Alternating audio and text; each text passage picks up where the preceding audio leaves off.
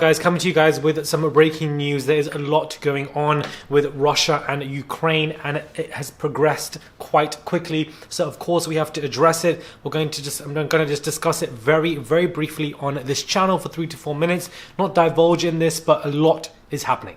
Hey guys, it's Morali. Hope you guys are all doing well today. Back at it again, daily and consistent content, persistent and consistent, consistent and persistent, however you want to say it. Let's get into this breaking news where, of course, Russia this morning in the early hours decided to go ahead and invade Ukraine. Now, what is going on? Why are Russia invading Ukraine? What do they want? There are two particular states in Ukraine. I can't really pronounce their names, but there are two certain areas that Russia obviously wants to claim as their own for several reasons. Because the capital, Moscow, they believe it is in a vulnerable position. And also, you know, the fact that they are bordering a country that potentially is going to be joining NATO. Currently, Ukraine is a sovereign state. So for them to be joining NATO or be part of the EU could be a risk for Russia because they border Russia, and Russia do not want to be close to that, and they feel that they need to take these places back. They have invaded these particular areas. They've gone in. They have officially, it's been confirmed a couple hours ago as well, that they have completely taken over Chernobyl, I believe it's called, or Chernobyl, however you claim it or call it. They have officially taken that over as well. Now that is a significant factor in this current invasion. Why? Because the Chernobyl area is the quickest and fastest route to Kiev, the capital of Ukraine, via the Belarus border. Belarus, the country, the city, they're also working with Russia as well in this particular whole situation. Now, where does the UK and the US stand on this? Of course, you know, they both completely condemn this as well. They have put heavy sanctions on Russia, as well as UK as of right now put even more sanctions on Russia, especially to stop the air flights coming in. A lot of people to even leave the country. So this is progressing very fast. There have been several casualties. Several people have been injured. Ukrainian troops are currently fighting Russian troops as I even filmed this video. But the amount of progression that Russia have done in less than 24 hours, guys, is extremely scary. Russia also has the most nuclear powers in the world. Shortly below is US, and then you also have China, France, and the UK. But Russia is right at the top there, and Putin, to me, definitely seems a little bit unstable in the way he is, a little bit, I would say, very unstable, sorry, in how this is coming across. But, you know, this is extremely scary sights to see. There are huge amount of protests currently going on right now in Moscow. War protests. This is probably the biggest protest that we've ever seen in Russia since 1999. So to see stuff like this shows that the people of Russia do not want this war with Ukraine. Evidently, people in Ukraine don't want it. But, you know, as the Ukraine president said, that the invasion of Ukraine via Russia is a declaration of war on Europe. So it seems that a lot is taking place.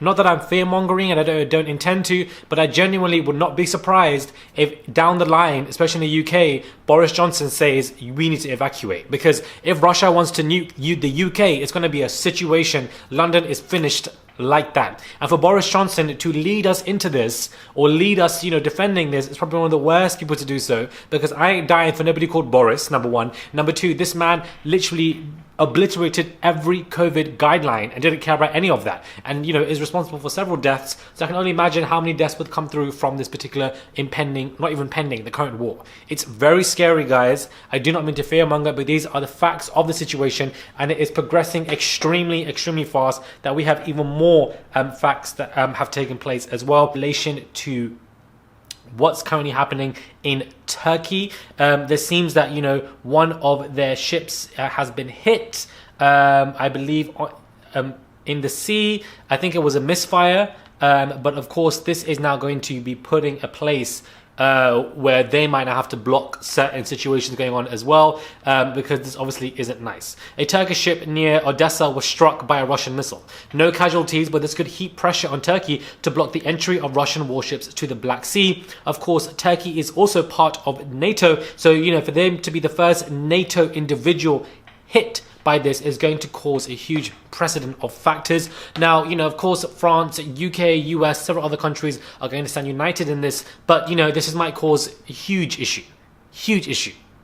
Now, a lot of people are saying this is World War III. Beloved, this is not World War III. There's been a lot of different wars going on, but because they don't affect you in the Middle East, you are going to be oblivious to them or be ignorant to them, number one. Number two, what the US did to Afghanistan was disgusting. What happened to Libya was disgusting. What China might now do to Taiwan is going to be disgusting. And what Russia is currently doing to Ukraine is disgusting. And what Israel have done to Palestine is disgusting. And what Saudi and etc. have been doing to Yemen is disgusting. So, there's a lot of invasions in different countries, past, present, and current, guys. And, for people to be saying, well, US done it, so Russia can do it as well, you're really not thinking about the lives that are at stake here, that the ones that are genuinely going to be their expense of the lives because you think one party did it, it's okay for another party to do it. It was wrong for US to do it, and it's wrong for Russia to currently do it right now. But there are a lot of facts, guys. I wanted to just address this at least once. I'm not going to be doing continuous videos on this matter because we are all dealing with a lot right now as it is. But a lot is happening with Ukraine and Russia. Just keep those in your prayers, especially those in Ukraine. Condolences, especially to the fathers who are leaving their children to go fight in this war. A lot is happening, guys. It's very scary, and my prayers are to all of them. My prayers are to the people in Crimea. A lot's happening. And why I think this is very interesting is that 60% of the gas supplied in Germany is from Russia. So, there's a lot of different situations where countries can rely on Russia for stuff as well. But it seems that a lot of places in the Middle East who have good ties with the US are somewhat in a position where they are not actually, condemning Russia's actions, which I think is also very interesting. And Pakistan is also another country that is supporting what Russia is doing. So it's interesting how different countries, even Venezuela, I believe, have come out and have supported Putin as well. Very intriguing to see how countries react to this stuff. But my condolences are with those who have passed away, who are injured, and the young kids and children, the innocent lives that are lost here.